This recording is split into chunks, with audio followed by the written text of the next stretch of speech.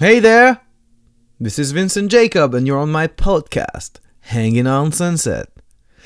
And can you believe it? It's a new year already? Time flies, am I right? But here we are, staring down the barrel of a brand new year, and you know what I mean. Resolutions. Now, I'll be the first to admit that I'm not a big fan of resolutions. They always seem to set me up for disappointment.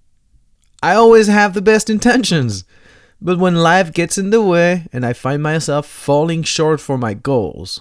But I also get that for a lot of people, a new year is a chance to start fresh and set some new goals.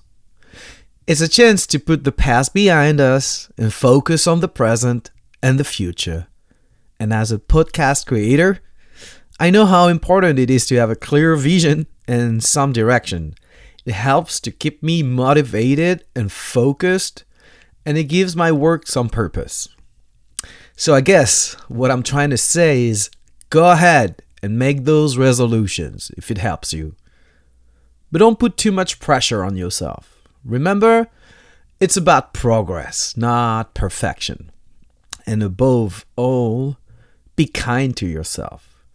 We all have setbacks, and that's a natural part of the journey. Don't beat yourself up if you stumble along the way. Just pick yourself up, dust yourself off, and keep moving forward. As for me, I'm feeling a mix of excitement and trepidation about what the new year holds. I've got some big goals and plans that I'm working towards, but I'm also taking it one day at a time and seeing what comes my way. Have so many interests, and it can be overwhelming at times, but I learned to take it one day at a time. There's the podcast, of course, but I also have my analog photography career that I'm trying to start, and my band, Yard of Blondes. I'm happy to say that I've finally found the direction for our new record, and I'm about halfway through. I use my time off in December to refine and write more songs, and it's been a great experience, especially when I spent a few days in a cabin in Lake Arrowhead. What about a little bit of remote me time? Yes, that's the perfect setting. In the woods, by the fire, with a guitar, playing some tunes, taking the time, because it's all about that. Stop scrolling, stop being agitated for no reason. Just enjoy it, and that's what I did. And as for my podcast, Hanging on Sunset, there are definitely some new things brewing. I don't want to give too much away just yet, but let's just say we've got some exciting stuff in the works. We'll fill you in on all the details later because, as usual, I'm fucking late. I've still got 8 interviews from last year that I need to process and edit. Gosh! How did it get to be January already? But I digress. I recently had the pleasure of speaking with Janie Hendrix, the sister of the legendary musician JIMI Hendrix. And let me tell you, if you thought Zoom interviews were tough, try conducting one with a connection that keeps dropping like a roller coaster. This was one of the shortest interviews I've had, and it's not because Janie was not a great interviewee, trust me. She was fantastic. It's just that the connection kept breaking, and it was a tedious task to try to go in depth. Yeah, I'm just so much better in presence when I'm with the people I'm talking to. Feels connected, feels natural. This was different, but okay, it's what it is. Listening to the interview now, it seems all over the place, but hey, what are you gonna do? That's just the way it is. And despite the technical issues, it's still a fascinating glimpse into the short life of a genius guitar player. Janie shared with me her insights on Jimi's life and career, including her own experiences seeing him perform and the process of putting together a book on his life. We talked about the book, of course, which is like a coffee table affair featuring high-quality reproductions of pictures and other memorabilia from Jimi's life and career. It includes rare and previously unseen material, like childhood drawings and handwritten lyrics, as well as stuff borrowed from collectors. We also talked about Johnny Hallyday, the French rock star. And I was really interested to discover in the book that Johnny had something to do with Jimi's rise to fame. As a French person myself, I was fascinated to learn that it was actually Johnny who first hired Jimi on a tour in Europe. And it was because of this tour that they built the Jimi Hendrix Experience band around him. And that was thanks to this band that it got famed in the UK and then in the whole world. Now, I'll be honest with you, I usually prefer in-person interviews because they allow for a deeper and more personal connection. But even though this interview was over Zoom and had all the technical finesse of a drunk giraffe, I have to say it was a real honor to speak with Janie on the occasion of our brother's 80th birthday. And let me tell you, this book she's releasing for the occasion is gonna be a must-have for any Hendrix fan. Don't sleep on it. If you want to get in touch with us, you can find us on Instagram at hangingOnSunset or via email at hangingOutSunset@gmail.com. Here's to a great new year and all the possibilities it brings. Let's do the show.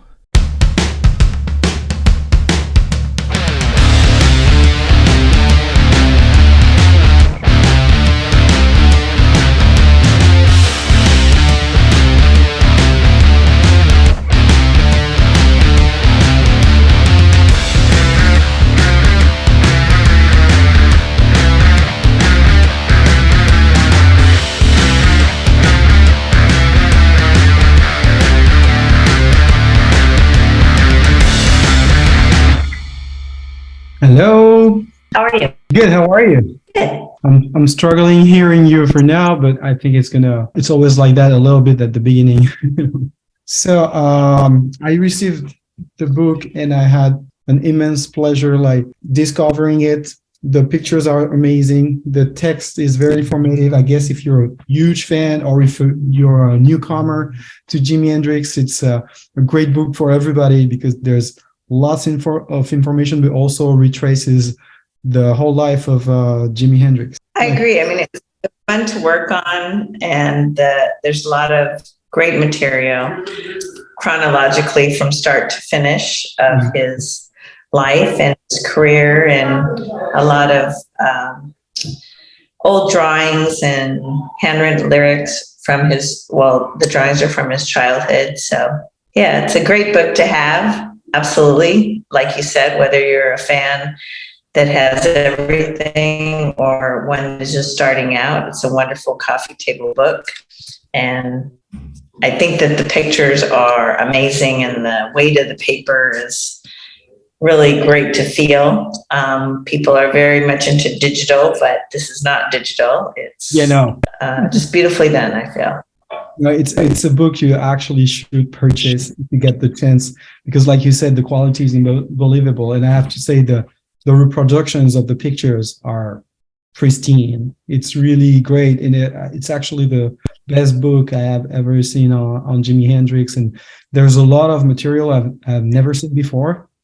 So I wanted to know first, how did you choose? How did you select all the pictures you're going to put inside the book? Did you have access to unreleased pictures or like drawings, and how did that happen? Well, a lot of the pictures and drawings actually were from my father's collection. He saved everything that Jimi drew as a child and painted and whatnot. And then some things we'd been acquiring over the years, handwritten lyrics and whatnot. And then some of the memorabilia, like the handbills or ticket stubs or whatnot, they're from various collectors that all they do is collect like paper, whether it be tickets or handbills or whatnot. So we were able to borrow for the book to scan them with, in a high-res form so that they would look beautiful in the book. Well, that's amazing. I would like to go back to your relationship with with Jimmy, because obviously you were very little when he became a star. And I wanted to know how it felt for you at this age. And did you get a chance to see him perform? Yeah, I got to see 5 concerts, 4 in Seattle and 1 in Vancouver, British Columbia, which we all drove up there together. The time before that, in '69, Jimmy had bought my parents both a car and a truck. So we all rode up in the Chevy Malibu. It's funny because a lot of people that knew Jimmy well would say, no, he only rode in his Corvettes or in a limo. And I said, not that day. That day he rode with us. And the managers followed behind us. So I guess the concert you're referring to was a big deal for him, because I think that was the beginning of his career, like him being a star in the US, right? Well, I mean, he had made it in Europe, which was definitely his dream when he got with Chaz Chandler, who had taken him over to Europe, and he knew the ins and outs of all those venues and different people to meet, help Jimmy meet, like Eric Clapton and whatnot. But Jimmy really wanted to make it in the US, and God bless Paul McCartney, because he is the one that recommended Jimmy to participate in Monterey Pop because the Beatles couldn't make it. Yeah, that's amazing. I read that in the book that none of the people on the board of Monterey have heard Jimmy yet, but they trusted Paul McCartney, who said, you should absolutely book Jimi Hendrix. That's how it happens, right? Yeah, well, they were all good friends back then, the Mamas and the Papas, Janis Joplin and Jimmy and the Beatles and Jeff Beck. Well, even the Who had their moments, but they all hung out together. So there's some certain musicians that were running in the same circles, and they all helped each other out. That's amazing. I guess you were very little. I was. The first concert I went to, I was 6 years old, and it was very exciting to be able to go to the airport and get him. Back then, of course, you were able to actually walk out to the plane pretty much. And Jimmy was the last person to come off the plane, so we thought he missed his flight. No cell phones back then for someone to tell you that they missed their flight. So everybody had disembarked the airplane except for Jimmy and Mitch and Noel. And my dad was ready. He thought maybe we missed him somehow. That was impossible. We got there before the plane landed. And so then here comes Jimmy wearing his big hat with big feather. And yes, and wearing the stage clothes. See, that's the whole thing. It wasn't really about stage clothes, and they weren't necessarily costumes. They were really, that was part of his persona as everyday wear. So it was part of his wardrobe. I guess he became really himself in 1966 when he got to England, and before that he was wearing the costumes of that the people will tell him to wear, because he was accompanying so many bands on stage, and he really became himself when he got the chance to go to the UK and start recording his own material. And that's when you see the change in the pictures, and suddenly Jimi Hendrix is here. Right. Well, when he was in the service and the short time after that, before he made it, he said he wasn't comfortable wearing moleskin suits because that's what was required of him as a sideman on the Chitlin circuit.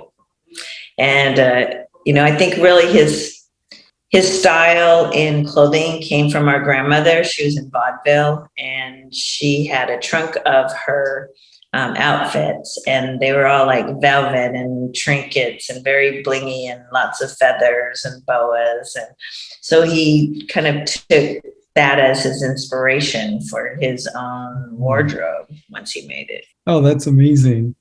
And what's your favorite song from Jimi Hendrix? I don't have a favorite. I feel like I honestly love each and every one of them because they're so different. You have ballads, you have blues, you have even kind of rockabilly things happening. You have all kinds. I don't know. I love them all. That's why I do what I do, is just to make sure that I keep his legacy alive and work on all the posthumous releases. And of course, this beautiful book that you have in your hand. Yes, I'm so happy. And I wanted to ask you, are there any other events or commemoration that are scheduled for this year or the upcoming year to celebrate his 88th birthday? Yes, so we are celebrating his birthday at the MOHI, which is the Museum of History and Industry in Seattle. That exhibit actually started on the 1st of November, and they're going to have like 3 days worth of partying, cupcakes, and showing the Live at Maui video that we did. And on one of the days, I'll do a Q&A. And we're also doing a concert in Austin, Texas at the Austin City Limits, which is like one of our tribute concerts where we have Kenny Wayne Shepherd and Doyle Brumhall and Eric Johnson and a few others that we haven't had before on our tour, but it's just a one night only. And that's December 4th. And then on December 8th, we are launching our Mont Blanc pen, which we had been working on all during COVID via Zoom. And so there's 3 beautiful pens that also are like, ballpoint, rollerball, and the fountain pen, but they're absolutely beautiful. And they take from Jimmy's wardrobe, as well as like a Marshall amp plug, or the Fender kind of the wah-wah, the trimmer. So it's a beautiful collaboration that we'll be launching then. That's so cool. So is that your daily life, like looking after Jimmy's memory, and is that what you do most of your days? Yeah, it was a promise that I'm fulfilling. When I was younger, there's a picture of Jimmy and I looking at each other. A lot of people say, what were we talking about? We were talking about taking care of each other. So he used to always say, you won't have to worry about anything. I'll always take care of you. And I said, well, when I grow up, I will always take care of you. So we are both fulfilling that promise. Although my thought at 6 years old was actually he was going to be here for me to help take care of him. But yes, that is our goal. And of course, I do have a family. I have children, I have grandchildren, and they are part of my daily life too. So my hands are full, but Jimmy's music and legacy is something that it is an honor to help take care of and make sure that beautiful things like the book get done, and posthumous CDs and documentaries and whatnot. Are there any releases that to come, like music and film? Well, this month we put out LA Forum, which was Jimmy's concert in Los Angeles at the Forum. Tonight, actually, you're in LA, correct? Is that what you said? Yes. Yes, so we're in LA as well. So we are doing an event at Music Head tonight at 7:00. And in the meantime, right now, because you might hear some kind of background noise where I'm at, I tried to find the quietest room, but we're at the Jimmy Kimmel set, and Billy Gibbons is here with us, and he is going to go perform with Jimmy's Flying V. Wow. That was loaned to us from the Hard Rock in London. And so it's actually Jimmy's actual Flying V that he played. Wow, that's amazing. That's so cool. So I wanted you to talk a little bit about the book, and there's a collaboration with a writer, right? For the book, you wrote actually some of the words in that book, and it's great to have your input. And I think John McDermott too helped during the book. Yes. Yeah. So John McDermott is one of my employees. He's worked with me since the inception of Experience Hendrix. He is our historian and also our director of music catalog.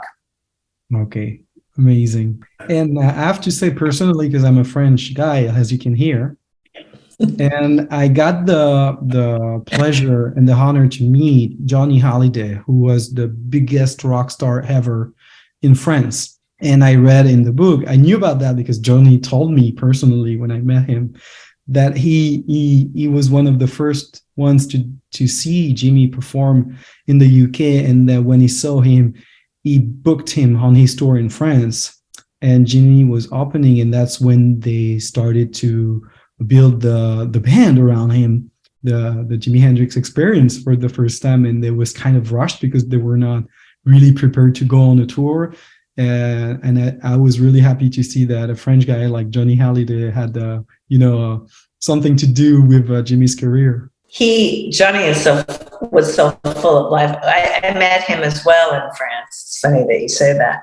And he was telling me all the stories and what an exciting time it was at that time. And that, yeah, he was very instrumental in assisting Jimmy back in that time period.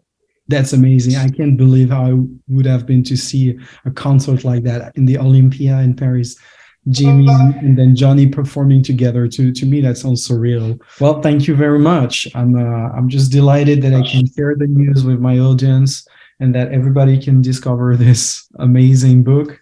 And I don't want to disturb you more, but thank you so much for being with us. Thank you. Thanks so much, Vincent. Thank you.